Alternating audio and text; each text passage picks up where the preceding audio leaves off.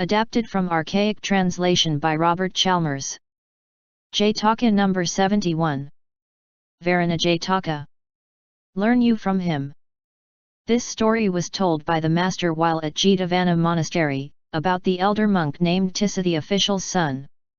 Tradition says that one day 30 young gentlemen of Shravasthi city, who were all friends of one another, took perfumes and flowers and robes, and set out with a large group of attendants to Jetavana monastery, in order to hear the master preach. Arrived at Jetavana monastery, they sat for some time in the several enclosures, in the enclosure of the ironwood trees, in the enclosure of the sal trees, and so on, till at evening the master passed from his fragrant sweet-smelling perfumed chamber to the hall of truth and took his seat on the gorgeous Buddha seat. Then, with their following, these young men went to the hall of truth, made an offering of perfumes and flowers, bowed down at his feet, those blessed feet that were glorious as full-blown lotus flowers, and bearing imprint of wheel on the sole, and, taking their seats, listened to the truth. Then the thought came into their minds, let us take the vows, so far as we understand the truth preached by the master.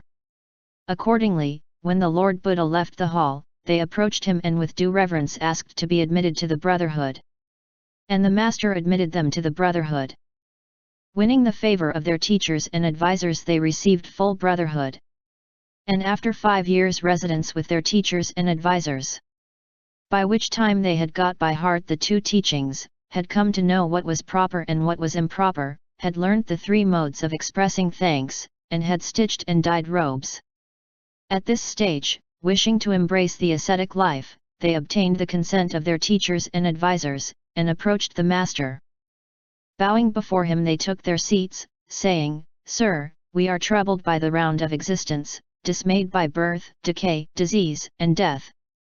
Give us a theme, by thinking on which we may get free from the elements which occasion existence. The master turned over in his mind the 38 themes of thought, and from that selected a suitable one, which he explained to them. And then, after getting their theme from the master, they bowed and with a ceremonious farewell passed from his presence to their cells, and after gazing on their teachers and advisors went on with bowl and robe to embrace the ascetic life. Now amongst them was a brother named the elder monk Tissa, the official's son, a weak and irresolute man, a slave to the pleasures of the taste. Thought he to himself, I shall never be able to live in the forest, to work hard with strenuous effort, and survive on alms of food. What is the good of my going? I will turn back. And so he gave up, and after accompanying those brothers some way he turned back. As to the other brothers, they came in the course of their alms pilgrimage through Kosala to a certain border village, hard by which in a wooded spot they kept the rainy season, and by 3 months striving and wrestling got the germ of discernment and won arhatship, making the earth shout for joy.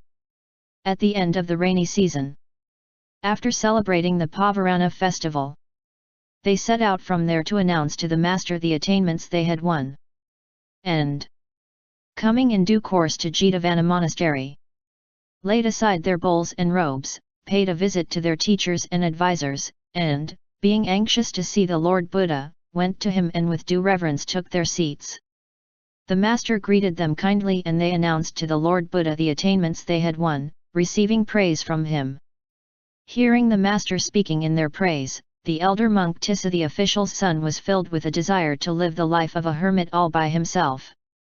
Also, those other brothers asked and received the master's permission to return to dwell in that self-same spot in the forest. And with due reverence they went to their cells. Now the elder monk Tissa, the official's son, that very night was inflated with a yearning to begin his austerities at once. And while practicing with excessive zeal and sincerity the methods of a hermit and sleeping in an upright posture by the side of his plank bed, soon after the middle watch of the night, round he turned and down he fell, breaking his thigh bone. And severe pains set in, so that the other brothers had to nurse him and were debarred from going. Accordingly, when they appeared at the hour for waiting on the Buddha, he asked them whether they had not yesterday asked his leave to start today. Yes, sir, we did. But our friend the elder monk Tissa, the official's son, while practicing the methods of a hermit with great vigor but out of season, dropped off to sleep and fell over, breaking his thigh. And that is why our departure has been stopped. This is not the first time, brethren, said the master, that this man's backsliding has caused him to work hard with unseasonable zeal, and by that to delay your departure. He delayed your departure in the past also. And on this, at their request, he told this story of the past. Once upon a time at Taxila in the kingdom of Gandhara, near Afghanistan and Pakistan including Kandahar, the bodhisattva was a teacher of worldwide fame, with young Brahmins as pupils. One day these pupils set out for the forest to gather firewood for their master, and made themselves busy in gathering sticks. Amongst them was a lazy fellow who came on a huge forest tree, which he imagined to be dry and rotten. So he thought that he could safely indulge in a nap first, and at the last moment climb up and break some branches off to carry home. Accordingly, he spread out his outer robe and fell asleep, snoring loudly. All the other young Brahmins were on their way home with their wood tied up in bundles, when they came upon the sleeper. Having kicked him in the back till he awoke, they left him and went their way. He sprang to his feet, and rubbed his eyes for a time. Then, still half asleep, he began to climb the tree. But one branch, which he was tugging at, broke off. And, as it sprang up, the end struck him in the eye. Putting one hand over his wounded eye, he gathered green branches with the other. Then climbing down, he corded his bundle of sticks, and after hurrying away home with it, threw his green wood on the top of the other's bundles of sticks. That same day it was by chance that a country family invited the master to visit them on the next day, in order that they might give him a Brahmin feast. And so the master called his pupils together, and, telling them of the journey they would have to make to the village on the next day, said they could not go fasting. So have some rice porridge made early in the morning, said he, and eat it before starting. There you will have food given you for yourselves and a portion for me. Bring it all home with you. So they got up early next morning and made a maid to get them their breakfast ready early. And off she went for wood to light the fire. The green wood lay on the top of the stack, and she laid her fire with it. And she blew and blew, but could not get her fire to burn, and at last the sun got up. It's broad daylight now, said they, and it's too late to start. And they went off to their master. What, not yet on your way, my sons? Said he. No, sir. We have not started. Why, I request? Because that lazy so-and-so, when he went wood gathering with us, lay down to sleep under a forest tree. And, to make up for lost time, he climbed up the tree in such a hurry that he hurt his eye and brought home a lot of green wood, which he threw on the top of our bundles of sticks. So, when the maid who was to cook our rice porridge went to the stack, she took his wood, thinking it would of course be dry. And no fire could she light before the sun was up. And this is what stopped our going. Hearing what the young Brahmin had done, the master exclaimed that a fool's doings had caused all the mischief, and repeated this stanza. Learn you from him who tore green branches down. That tasks deferred are brought in tears at last. Such was the bodhisattva's comment on the matter to his pupils. And at the close of a life of charity and other good works he passed away to fare according to his deeds. Said the master, this is not the first time, brethren, that this man has stopped you. He did the like in the past also. His lesson ended, he explained the relation and identified the birth by saying, the brother who has broken his thigh was the young Brahmin of those days who hurt his eye. The Buddha's followers were the rest of the young Brahmins. And I myself was the Brahmin their master. Source. Adapted from Archaic Translation by Robert Chalmers. JATAKA number 72. Silavanaga JATAKA. Ingratitude lacks more. This story was told by the master while at the bamboo grove about Devdutta. The brethren sat in the hall of truth, saying, Sirs, Devdutta is an ungrateful and does not recognize the virtues of the Lord Buddha. Returning to the hall, the master asked what topic they were discussing, and was told. This is not the first time, brethren, said he, that Devdutta has proved an ungrateful. He was just the same in past days also, and he has never known my virtues." And so saying, at their request he told this story of the past. Once upon a time when Brahmadatta was reigning in Benares, the bodhisattva was conceived by an elephant in the Himalayas. When born, he was white all over, like a mighty mass of silver. Like diamond balls were his eyes, like a manifestation of the five brightnesses. Red was his mouth, like scarlet cloth. Like silver flecked with red gold was his trunk. And his 4 feet were as if polished with lac. Thus his person, adorned with the 10 perfections, was of consummate beauty. When he grew up, all the elephants of the Himalayas in a body followed him as their leader. While he was living in the Himalayas with a following of elephants, he became aware that there was sin in the herd. So, detaching himself from the rest, he lived in solitude in the forest, and the goodness of his life won him the name of Good King Elephant. Now a forester of Benares came to the Himalayas, and made his way into that forest in quest of the implements of his craft. Losing his directions and his way, he roamed to and fro, stretching out his arms in despair and weeping, with the fear of death before his eyes. Hearing the man's cries, the bodhisattva was moved with compassion and resolved to help him in his need. So he approached the man. But at sight of the elephant, off ran the forester in great terror. Seeing him run away, the bodhisattva stood still, and this brought the man to a standstill too. Then the bodhisattva again advanced, and again the forester ran away, halting once more when the bodhisattva halted. On this the truth dawned on the man that the elephant stood still when he himself ran, and only advanced when he himself was standing still. Consequently he concluded that the creature could not mean to hurt, but to help him. So he valiantly stood his ground this time. And the bodhisattva came near and said, "Why, friend man, are you wandering about here mourning?" "My lord," replied the forester, "I have lost my directions and my way, and fear to perish."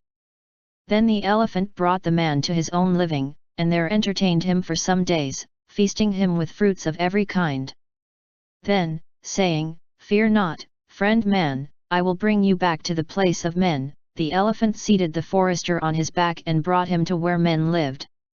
But the ungrateful thought to himself, that, if questioned, he should be able to reveal everything. So, as he travelled along on the elephant's back, he noted the landmarks of tree and hill.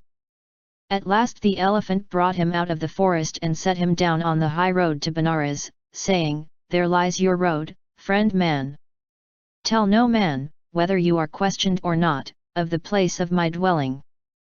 And with this leave-taking, the bodhisattva made his way back to his own dwelling.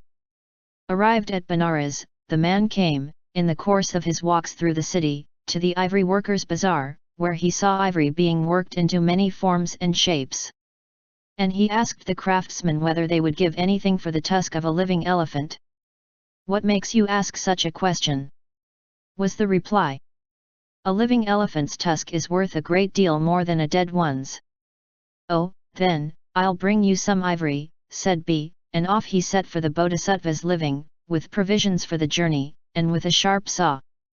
Being asked what had brought him back, he whined out that he was in so sorry and miserable a plight that he could not make a living anyhow.